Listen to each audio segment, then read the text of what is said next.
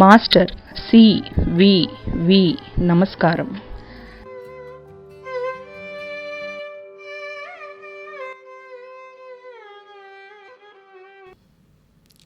Master CVV.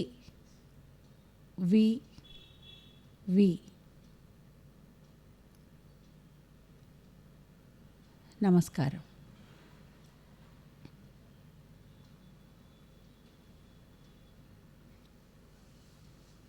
అందరికీ నమస్కారం. ఈరోజు నుంచి మనం థర్డ్ బుక్ ఆఫ్ బిగినింగ్స్లో థర్డ్ బుక్. ఆ బుక్ పేరు ఏంటంటే ఇంగ్లీష్లో the book of the divine mother. ఆ జగన్మాత గురించిన విషయాలు ఇందులో వస్తాయి. ఇక్కడ అశ్వపతి ఈ రాజయోగి ఆ డివైన్ మదర్ని ఎలాగ వరం కోసం అడిగారు అనేలాంటి ముఖ్య ఘట్టాలు ఈ పుస్తకంలో వస్తాయి. ఇందులో రకరకాల సెక్షన్స్ ఉన్నాయి. ఈ బుక్ ఆఫ్ ద డివైన్ మదర్లో ఫస్ట్ సెక్షను ఇంగ్లీష్లో అరవిందుల వారిది the pursuit of the unknowable. అంటే ఇంతకు ముందు చాప్టర్లో traveller of the worlds travel ఎందుకు పూర్తయిందంటే ఇంకంతకంటే ముందుకు వెళ్ళేందుకేమీ లేదు, మనకి తెలిసేది మానవ మేధతో తెలిసేది ఇంకేదీ లేదు అనటంతో ఆగాం కదా. అందువల్ల ఇప్పుడు మనకి తెలియని దాంట్లోకి ప్రవేశించాడు. కాబట్టి ద పర్స్యూట్ ఆఫ్ ది అన్నోవబుల్, మాటలకి చూపుకి మనకి అర్థం లాంటిది, మనకి గోచరించని వాటి అవాంగ్మానస గోచరమైన ఆ రీజియన్లోకి ఏమిటిది అని తెలుసుకోవడానికి అశ్వపతి వెళ్ళాడు. దానికి తాతగారు తెలుగులో బ్రహ్మ జిజ్ఞాస అని టైటిల్ ఇచ్చారు. ఈ బ్రహ్మ జిజ్ఞాస అనగానే నాకు అసలు ఇది ఎంత కష్టంగా ఉంటుందో, మనకు అర్థమవుతుందా అనేలాగా అనిపించింది. ఒక్కటి, శ్రీ అరవిందులు ఇక్కడ చెప్తున్నదే తాతగారు ఇంతకు ముందు కూడా చెప్పారు. ఇది రాయటం అనేది బయట నుంచి చూసి రాసేది కాదు, లోపల నుంచి ఒక అనుభవం అయి ఆ అనుభవాన్ని పదాల్లోకి ఎక్స్ప్రెస్ చేస్తారు. కాబట్టి చదవటం అన్నా అర్థం చేసుకోవటం అన్నా లోపల నుంచి దాన్ని అనుభవించటానికి ప్రయత్నించినప్పుడే మీకు అర్థమవుతుంది అని చెప్పారు. ఇటువంటి కవిత్వం రాయడానికి కూడా మన పురాణాల్లో వేదాల్లో ఋషులు ఎలా రాశారో అలాగా శ్రీ అరవిందులు ఫ్యూచర్ పోయిటరీ అని కొన్ని వ్యాసాలు రాశారు. అందులో ఓవర్ హెడ్ పోయిటరీ అంటారు ఆయన. అంటే మన మనస్సుకి మన మేధకి కాకుండా పైనుంచి, ఇంట్యూటివ్ మైండ్ కంటే కూడా పైనుంచి ఇన్స్పిరేషన్, లైట్, నాలెడ్జ్, అది పదాల్లో రాదు, ఆ జ్ఞానం వస్తుంది. ఆ జ్ఞానాన్ని వీళ్ళు రిసీవ్ చేసుకుని హృదయాంతరాళాల్లో అక్కడి నుంచి ఆ స్పృహ పోకుండానే దాన్ని మనకి తెలిసిన పదాల్లోకి పెట్టి వ్యక్తీకరించడానికి ప్రయత్నించినప్పుడు ప్రాపంచికమైన విషయాలకు మనం ఎంత దూరంగా ఉండగలిగితే అంత దగ్గర అవుతాం దానికి. అది మన హృదయాంతరాళాల్లో వచ్చే ఒక ట్రూత్ లైట్, ఇంట్యూషన్ ద్వారా దాన్ని మనం పదాల్లోకి పెడతాము అని చెప్పారు. అంటే అరవిందులు అనుభవించి ప్రేరణతోటి రాశారు ఈ పర్స్యూట్ ఆఫ్ ది అన్నోవబుల్. తాతగారు కూడా శ్రీ ప్రభాకర శాస్త్రి గారి ఇన్స్పిరేషన్ తోటి పైనుంచి ఆయనకు ఆ జ్ఞానం తెలియబట్టి రాశాను అనేది ఖచ్చితంగా చెప్పుకున్నారు. ఇంగ్లీషు నాకు రాదు, శాస్త్రి గారికి అసలే రాదు, కానీ ఏ సత్యం ఎక్కడ మూలానికి వెళ్ళారో ఆ మూలం నుంచి అనుభవం తెచ్చుకుని రాశారు అనేది. ఆ రాసేటప్పుడు అరవిందులు ఏం చెప్తారంటే, మనం వేరుకునే పదాలు ఉంటాయి చూడండి, ఆ సత్యాన్ని మాటల్లో పెట్టడానికి. ఎందుకంటే ఆ సత్యం ఇప్పటి వరకు ఎవరు అనుభవించలేదు, చూడలేదు. కాబట్టి దానికి పెట్టడానికి కావలసిన మాటలు మన శబ్దకోశాల్లో ఉండవు, మన డిక్షనరీలో ఉండవు. కాబట్టి వీలున్నంతగా ఎలా పెట్టాలి అనేది వాళ్ళు తమ అనుభవాల్లో నుంచి పెడతారు అనేసి, మాటలు ఏరుకుంటారు అని. ఇక్కడ నేను ఒక ఏం గమనించానంటే అరవిందుల వారు ఒక నిష్పక్షపాతమైన యోగిలాగా ఉన్నది ఉన్నట్టుగా అక్కడి అనుభవాన్ని రాశారు. తాతగారు కూడా అదే అనుభవాన్ని రాశారు. మిమ్మల్ని నేను చెప్పేది ఏమిటంటే, ఈ ఇంగ్లీష్లో చదువుతాము, తర్వాత సెషన్స్లో తెలుగులో చదువుతాం కదా, నేను ఏ తేడా అయితే అనుకున్నానో అది మీరు కూడా గమనిస్తారు, సంతోషిస్తారు. తాతగారు ఏం చేశారంటే, సత్యం ఇద్దరిది ఒకటే, కానీ ఒక చిన్న పిల్లవాడికి ఆ సత్యం అర్థం అవ్వాలంటే ఆ పిల్లవాడి స్థాయిలో వాడికి అర్థమయ్యే ఉదాహరణలు చెప్తూ తల్లి ఎలా చెప్తుందో సత్యాన్ని, తాతగారు అలాగా భాగవతంలో నుంచి ఉదాహరణలు తీసుకొచ్చి ఈ బ్రహ్మ జిజ్ఞాస మనకి ఓహో ఇదా అనే ఉదాహరణలు ఎంత బాగా తెచ్చారంటే అద్భుతం అనిపించింది. అప్పుడు నాకు ఒకటి గుర్తొచ్చింది. ఆ తల్లి మనని రక్షించటం కోసం కిందికి వంగితే వంగటం ఆమెకు అవమానం కాదు, ఆమె గొప్పతనం ఇంకా పెరిగింది అని చెప్పి చదివాము మనం సావిత్రీదేవి గురించి.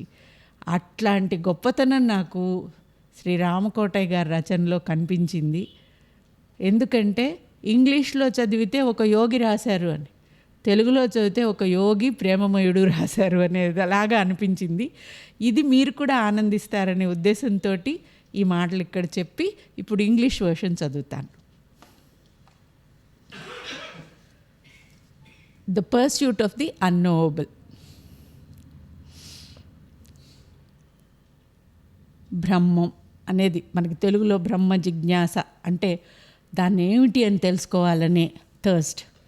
The one, though present everywhere in the world and in us, hidden by its own works, it seemed far off, impenetrable, occult, voiceless, obscure.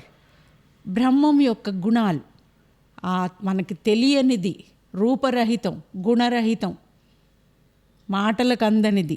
అది ఎలా ఉందిట, మనందరిలోనూ అన్ని చోట్ల అన్ని కణాల్లోనూ ఉంది. కానీ అది ఎలా ఉంటుంది, ఆయన సృష్టిలో అది అంటారు. ఇక్కడ ఈ బ్రహ్మానికి ఆయన అనట్లేదు, ఆమె అనట్లేదు, అది ఇట్. ఆ అన్నోబుల్ సీమ్డ్. అరవిందులు 3-4 సార్లు ఇక్కడ ఈ సీమ్డ్ అనే పదం వాడతారు. సీమ్ అంటే తెలుసా, అనిపించటం. బాగుంది అనిపిస్తోంది, దూరంగా ఉంది అనిపిస్తోంది, అందదు అనిపిస్తోంది, అర్థం కాదు అనిపిస్తోంది అంటూ చాలాసార్లు అనిపిస్తోంది అంటారు. దాని వెనకాతలు ఏంటంటే అనిపిస్తోంది కానీ అసంభవం కాదు. ఒక్కొక్కసారి ఈయన మంచివాళ్ళ అనిపిస్తున్నాడు అన్నామంటే మంచివాడు అయి ఉండకపోవచ్చు. అలాగనమాట ఇక్కడ. It seemed far off. అది మనకు అందదేమో, చాలా దూరమేమో అనిపిస్తుంది. ఇంపెనెట్రబుల్, మనకు దుర్భేద్యం, దాని గురించి తెలుసుకోలేము అనిపిస్తుంది. ఇలాగ ఆ బ్రహ్మన్ అనిపిస్తూ ఉంటాడు. నేను ఏది వాడినా బ్రహ్మన్ గురించే ఇక్కడ మనం చెప్పుకునేది. The labour to know seemed vain strife of mind. మళ్ళీ కూడా చూసారా, మనం మన మనస్సుతోటి ఆ బ్రహ్మాన్ని తెలుసుకోవటం అనేది అసంభవం అనిపిస్తోంది, వృధా ప్రయాస అనిపిస్తోంది. Vain strife. All knowledge ended in the unknowable. ఎందుకంటే మనకి ఈ మనిషి శరీరంతో తెలిసే జ్ఞానం అంతా అక్కడికి వెళ్ళేటప్పటికి సున్నా అయిపోతుంది. కాబట్టి జ్ఞానంతో తెలుసుకోలేము. అప్పుడు ఈ యోగికి ఒకటి అనిపించిందిట.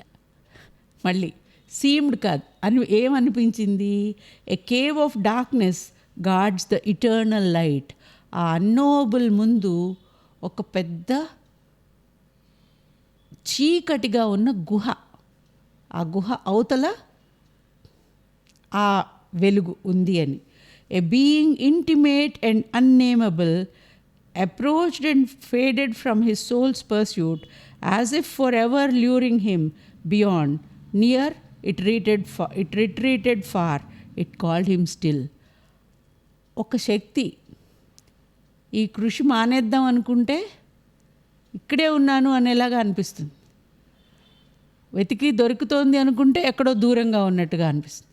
సో ఈ కృషి జరుగుతూ ఉంది. ఇట్ ఈస్ ల్యూరింగ్ హిమ్, అంటే ఆకర్షించి వెతుకు అనేలాగా ఒక ప్రేరణ కలిగిస్తోంది. But who that mightiness was he knew not yet. కానీ ఆ ఆకర్షించే ఆ శక్తి ఏమిటి ఇతనికి ఇంకా తెలియలేదు. న్యూ నాట్ యెట్, ఇంకా తెలియలేదు. ఇంకా తెలియలేదు అంటే ముందు ముందు తెలుస్తుంది. అది it was everything far and near. అది అనే ఆ బ్రహ్మను ఉంది, ఆ శక్తి దూరంగానూ ఉంది, దగ్గరగానూ ఉంది. విదిన్ అండ్ వితౌట్, లోపల అంతఃకరణలోనూ ఉంది, బాహ్య ప్రపంచం అంతా ఉంది. కానీ ఒక ముసుగులో ఉంది. అంతటా ఉంది కానీ ఆ ముసుగు ఛేదించగలిగితే తప్ప అదేమిటి అనేది మనకి తెలియదు. It is a mystic guys. కాబట్టి నేను వెతుకుతున్నది నాకు దొరుకుతుందా, నేను దేనికోసం వెతుకుతున్నాను అసలు ఫస్ట్ ఆఫ్ ఆల్ అనేలాంటిది ఒక doubt, a giant doubt overshadowed his advance. నాలాగా ఇంతకుముందు ఎంతోమంది కృషి చేస్తూనే వచ్చారు, కానీ ఏం చేయగలిగారు? నేను విజయవంతుడవుతానా నేను వచ్చిన కృషికి అనేలాంటి సంశయం అతనిలో లోపల వచ్చిందనమాట. కానీ ఆగలేదు. ఈ రాజయోగి అశ్వపతి ఆగలేదు. Aided and cursed by enigmatic powers, invincibly he ascended without pause till there came a mighty term to his ascent. ఇంకా ముందుకు వెళ్తూనే ఉన్నాడు. దానికి ఎన్నో దివ్యశక్తులు అతనికి సహాయం చేశాయి. నువ్వు నిరుత్సాహపడద్దు, ముందుకు వెళ్ళు అనేలాగా అప్పుడప్పుడు ప్రోత్సహిస్తూ ఉన్నాయి. చివరికి ఇంకా వెళ్ళవలసిందేదీ లేదు అనేలాగా ఇంకా ముందుకు వెళ్ళి ఆగాడు. అక్కడ there was a height where nothing made could live, some intolerant bare reality. అక్కడ ఆ ఎత్తు మీద ఏం కనిపించిందిట? సృష్టించినది ఏది ఉండే ఆస్కారం లేదు ఆ ప్లేన్లో. నథింగ్ మేడ్, సృష్టించటం, సృష్టికి అతీతమైందే ఉంటుంది అక్కడ. సృష్టించబడింది అంటే అక్కడ ఉండదు. ఇంటాలరెంట్ బేర్ రియాలిటీ, నగ్న సత్యం అంట మామూలుగా అయ్యేట్లయితే, అంటే అబ్సల్యూట్ ట్రూత్ అనాలి మనం, సంపూర్ణ సత్యం. అక్కడికి వెళ్ళినప్పుడు to be or not to be అంటుంటారు షేక్స్పియర్లో. ఉండాలా ఉండకూడదా, అందులో కలిసిపోవాలా కలిసిపోకూడదా, ఏం చెయ్యాలి అనేలాంటిది ఒక నువ్వు అప్పుడు తేల్చుకోవాలన్నమాట, ఇటో అటో. On a dizzy verge where all disguises fail and human mind must abdicate in light or die like a moth in the naked blaze of truth, he stood compelled to a tremendous choice. అప్పుడు అతను ఒక గట్టి నిర్ణయం తీసుకోవాలి. ఏం చేయాలి? ఆ జ్యోతిలో కలిసిపోవడమా?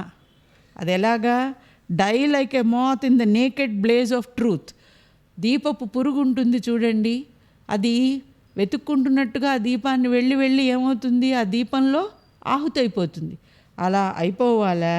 లేకపోతే where all disguises fail and human mind must abdicate in light or die like a moth in the naked blaze. అక్కడికి వెళ్ళి ఏం చెయ్యాలి? తన శక్తిని మొత్తం అబ్డికేట్ అంటే స్వేచ్ఛగా వదిలిపెట్టేయటం, నేను అనే స్వేచ్ఛని వదిలిపెట్టేయటమా? ఆ జ్యోతిలో కలవటమా? యువతలో ఉండి నేను అనేలాగా ఉండే అవకాశం ఉందా? దేనికోసం వచ్చాను? All he had been and all towards which he grew must now be left behind, or else transform into a self of that which has no name. రెండు చాయిస్లు ఏంటి? ఒకటి ఆ జ్యోతిలో కలిసిపోవడం. 2 ఈ సృష్టిని అంతా ఆ జ్యోతిలా చేసేయడం.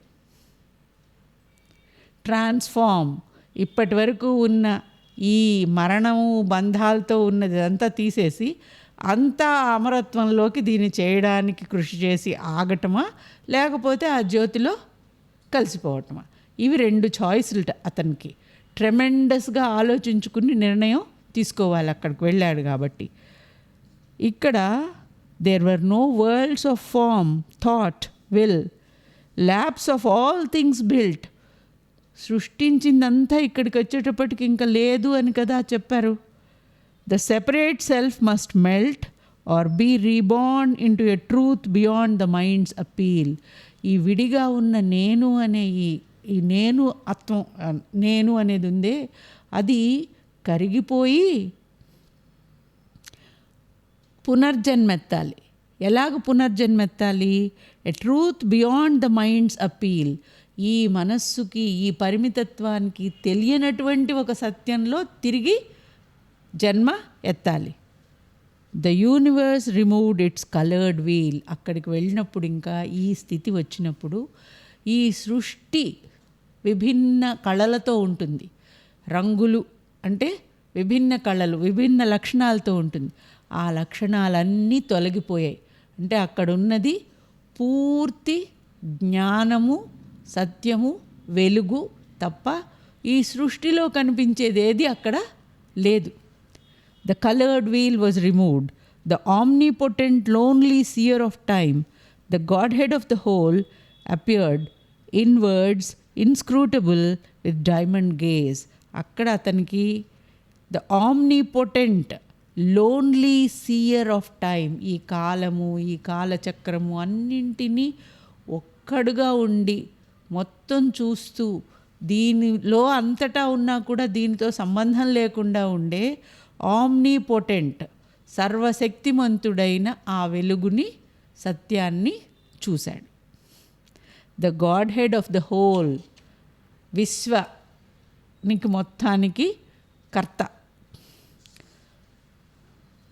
The spirit that dies not and the Godhead self seemed myths projected from the unknowable. ఇక్కడ కూడా మళ్ళీ seemed అంటున్నారు. ఏమని చెప్తున్నారంటే,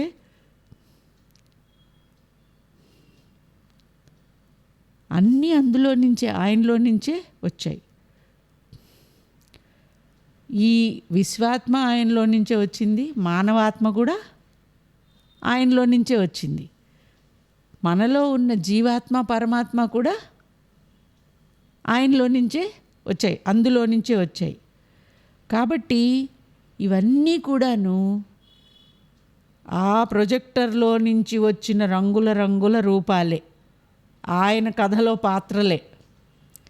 వీటిల్లో వేరే సృష్టికర్తలు ఎవరు లేరు. They are myths projected from the unknowable. ఇవన్నీ కూడా ఆయన కల్పనలు. మిత్ అంటే ఇక్కడ మనం కల్పన, ఆయన కల్పనే. మనము ఆయన కల్పనే, పరమాత్మ ఆయన కల్పనే, అన్నీ ఆయన ప్రొజెక్ట్ చేశాడు. ఫ్రమ్ ఇట్ ఆల్ స్ప్రాంగ్, దాని నుండే మొత్తం వచ్చింది. In it is called to seize, దానిలోకి అన్నీ వెళ్ళిపోయాయంటే స్టాప్, నాటకం ఆగిపోతుంది అని చెప్పారు చూడండి ఇంతకుముందు. తెర దిగుతుందన్నమాట, ఆగిపోతుంది. But what that was no thought nor sight could tell. అంతా అందులో నుంచే వస్తుంది అని చెబుతున్నావు, అంతా మళ్ళీ అందులోకే వెళ్ళి ఆగిపోతుందని చెబుతున్నావు. కానీ అది ఏమిటి, అది ఇప్పటి వరకు ఎవరు చెప్పలేదు. అక్కడికి వెళ్ళాక ఇంకా ఈ యోగికి only a formless form of self was left, a 10 years ghost of something that had been. అక్కడికి వెళ్ళిన తర్వాత ఇంకా ఈ యోగికి తను అనేది ఎంత లైట్గా గుర్తుందంటే, ఏదో ఒక చిన్న పొరలాగా తప్ప ఇంకా తను విడిగా అస్తిత్వం అనేది అసలు అక్కడ ఉండే అవకాశం లేదు. A formless form of the self was left. The last experience, దాన్ని చాలా చక్కగా తాతగారు కూడా ఇదే వర్ణించారు, బాగుంది అనుకున్నాను. The last experience of a lapsing wave. సముద్రంలో అనంతమైన అలలు వస్తూ ఉంటాయి. అల సముద్రం మీదే ఉంటుంది. అల పైకి వచ్చినప్పుడు నేను అలని అనుకుంటా. అల మళ్ళీ ఇలా కిందికి దిగి సముద్రంలో కలిసిపోతుంది కదా. సముద్రంలో కలవబోతున్న ఆఖరి క్షణంలో ఆ అలకి ఇంక నేను కలిసిపోతున్నాను అని తెలియడం ఉంటుందే, అలా ఉందిట ఇప్పుడు ఈ అశ్వపతి మనస్సులో. The last experience of a lapsing wave. కలిసిపోబోతున్న అల ఎలా ఉంటుందో అలా ఉంది. Before it sinks into a boundless sea. అనంతమైన సముద్రంలోకి ఇప్పటి వరకు నేను అని వేరే అస్తిత్వంతో నేను అలని అనుకున్న అల కలిసిపోబోతోంది. As if it kept on the brink of not its bare feeling of the ocean whence it came. తను ఇందులో నుంచే వచ్చాను, మళ్ళీ ఇందులోకి కలవబోతున్నాను, కానీ నేను అనే ఒక అలని అనే చిన్న జ్ఞానం ఇంకా ఎక్కడో వేళ్లాడుతోందేమో అనేలాగా ఒక ఫామ్లెస్ లైట్ ఫీలింగ్తో ఉన్నాడు. అప్పుడు a stark companionless reality answered at last to his soul's passionate search. అక్కడ వేరే ఇతరులు ఎవరు లేరు. ఏకం బ్రహ్మం అంతే. ఆయన అదో కానీ ఆయన కానీ ఒక్కడే. ఇంకా ప్రకృతి పురుషులు అనే ద్వైతం రాని స్థితి అన్నమాట. ఆ స్టార్క్, ఇంతకుముందు బేర్ అన్నారు, ఇప్పుడు స్టార్క్ అన్నారు. ఏదైనా సరే అబ్సల్యూట్, ఇంక అందులో కలుషితం చేసేలాంటి ఒక్క చుక్క కూడా ఇంక వేరేదేది కలవకుండా ఉన్న కంపానియన్లెస్ రియాలిటీ. ఎవళ్ళు తోడు లేరు, ఒక్కడే సర్వశక్తిమంతుడు, omnipotent.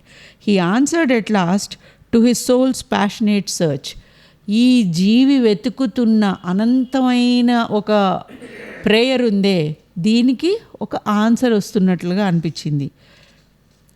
ప్యాషన్లెస్, wordless, absorbed in its fathomless hush. అన్నీ మనకేంటంటే ఇది కాదు, ఇది కాదు, ఇది కాదు అని చెప్తున్నారనమాట. ప్యాషన్ లేదు అంటే ఏ విధమైన చలనము, ఆశ, నిరాశ, దుఃఖము అటువంటివి లేవు. వర్డ్లెస్, మాటలు కూడా లేవు. ఫ్యాథమ్లెస్ అంటే ఎంత అనంతం అంటే దాన్ని మనం కొలవలేము. అటువంటి నిశ్శబ్దంలో నుంచి facing him with its dumb tremendous calm. It అనే వాడారు చూసారా, హీ కాదు, షీ కాదు. ఇతనిని చాలా శాంతంగా చూసిందిట. అది it had no kinship with the universe. తానే సృష్టించిన ఈ విశ్వంతో తనకి ఏ విధమైన సంబంధము, లావాదేవీలు లేవు. There was no act, no movement in its vast. అది ఉన్న చోట కదలిక లేదు, ఎటువంటి పని కూడా లేదు. Life's question met by its silence died on her lips. ఇక్కడ హర్ అంటే షీ అన్నాడు అని కాదు, లైఫ్, జీవితము ఒక ప్రశ్నతో వెళ్ళింది అక్కడి వరకు. ఏంటయ్యా ఈ జీవితం ఏమిటి, ఇది ఎన్నాళ్ళుండి ఎప్పుడు ఊడిపోతూ ఇట్లా ఉంది కదా అని. కానీ ఆయన యొక్క నిశ్శబ్దం దగ్గర నోరు మూసుకుందిట, ఇంకా మాటలేమీ రావట్లేదు. Life's question met by its silence died on her lips. అడగకుండానే నిశ్శబ్దంగా ఉండిపోయింది. The world's efforts ceased convicted of ignorance. ఈ భూమి మీద మనం అతన్ని తెలుసుకోవడానికి, అతనితో సంభాషించి ఏదో సాధించాలనుకున్న అజ్ఞానం అంతా కూడా ఆ ద్వారం దగ్గర సమాధి అయిపోయింది. Seized convicted of ignorance. అజ్ఞానులం బాబు, నిన్ను తెలుసుకుంటాం అనుకున్నాం, తెలుసుకోలేకపోయాం అని చంపలేసేసుకున్నారు. There was no mind there with its need to know. అక్కడ తెలుసుకోవాలి ఏమిటి ఎందుకు అని ప్రశ్నించే మైండ్ పనిచేయదు, మన ఇగ్నోరెన్స్ పనిచేయదు, మన లైఫ్ మన క్వెస్ట్ పనిచేయవు. There was no heart there with its need to love. మనకి హృదయం ఉంది కాబట్టి ప్రేమించాలి అని ఉంది. అక్కడ హృదయము లేదు, ప్రేమ లేదు, అన్నింటికీ అతీతంగా ఉందన్నమాట.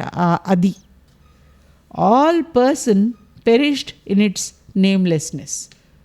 నామరహితుడు కదా. అన్ని నామాలు ఆయనవే అంటాం, ఆయనకి పేరు లేదంటాం. అదన్నమాట ఇక్కడ. అన్ని పేర్లు అక్కడ మూసుకుపోయాయి, అన్ని గుణాలు క్లోజ్ అయిపోయాయి, అన్ని ఆశలు క్లోజ్ అయిపోయాయి, అన్ని స్పందనలు క్లోజ్ అయిపోయాయి. అది ఆ అదిని చూశాడు, తెలుసుకున్నాడు అని చెప్పి అనట్లేదు ఈ అశ్వపతి.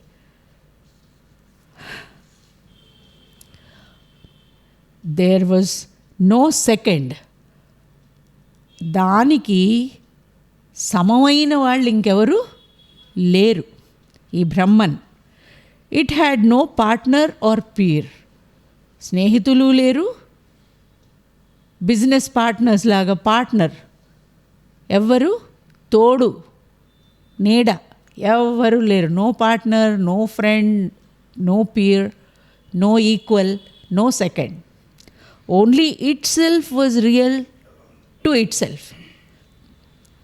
తనకి తానే సత్యము, సర్వము.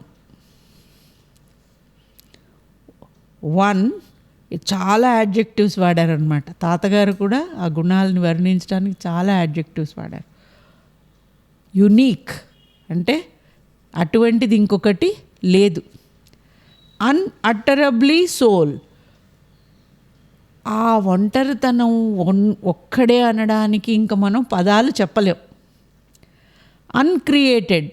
ఎవరు సృష్టించారు? ఎవరూ సృష్టించలేదు. అన్బార్న్. ఎవరు పుట్టించారు? పుట్టిస్తే ఎవరో అమ్మా నాన్న ఉండాలి కదా.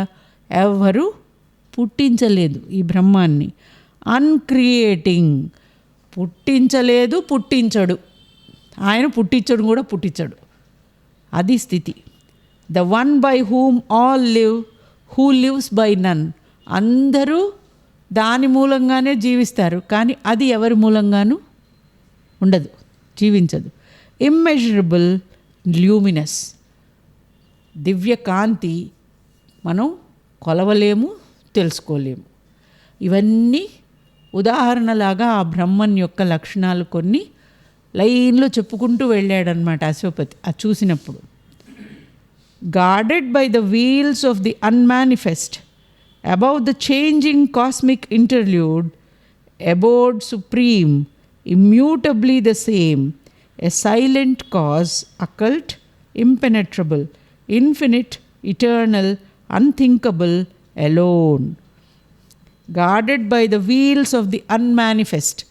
ప్రకటితం కాని కొన్ని తెరలు, అంటే అప్రకటితం, కనిపించలేదు, వినిపించలేదు, క్రియేట్ అవ్వలేదు. ఇప్పటి వరకు క్రియేట్ అవ్వని కొన్ని తెరల వెనక. Guarded by the veils of the unmanifest. ప్రస్ఫుటం కాని, కనపడని తెరల వెనక. Above the changing cosmic interlude. మనకి ఈ సృష్టి అంతా కూడా ఎప్పుడు మారుతూ ఉంటుంది. మనకి చూడబోతే మనుషులే కాదు, ఈ భూమికి ఒక వయస్సు ఉంది, సూర్యుడికి ఒక వయస్సు ఉంది, అన్ని గోళాలకి వయస్సులు ఉన్నాయి, నక్షత్రాలకి వయస్సులు ఉన్నాయి. మనమైతే చిన్న చిన్న పురుగుల్లాగా ఇవాళ పుట్టి రేపు పోతాం, కానీ ఆ గోళాలన్నీ కూడాను వాటికి చిన్న స్టార్లు, పెద్ద స్టార్లు, పుట్టడాలు, పోవడాలు ఇవన్నీ వాటికి కూడా ఉన్నాయి on a bigger time scale. కాబట్టి అబౌవ్ ద చేంజింగ్ కాస్మిక్ ఇంటర్ల్యూడ్ అంటే ఈ డ్రామా, మనకి విశ్వం అనే డ్రామాకి అతీతంగా అబోర్డ్ సుప్రీం, ఆయన నిధానం, it is the highest. Immutably the same, అది ఎట్టి పరిస్థితుల్లోనూ అందులో మార్పేది లేదు. A silent cause, occult, impenetrable. సర్వకారణ కారణుడు, కానీ చెలించడు దేనికి. దుర్భేద్యం, తెలుసుకోవటం అసంభవం. అనంతం, అగ్రాహ్యం, ఏకం.